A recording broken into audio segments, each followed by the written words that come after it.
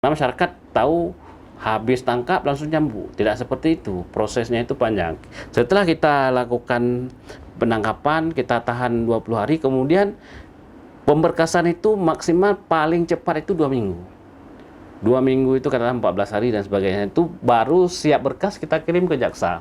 Nah, kita kirim ke jaksa, itu berkas diperiksa oleh jaksa lagi, itu maksimal diperiksa oleh jaksa itu 14 hari. 14 hari itu harus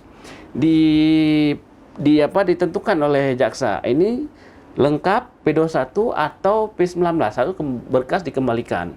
Nah, sedangkan penahanan itu terkadang 20 hari itu tidak cukup. Makanya terkadang penahanan kita tambah lagi dari 20 hari, kita tambah menjadi 30 hari. Jadi maksimal ditahan oleh penyidik itu sampai dengan 50 hari dengan izin jaksa.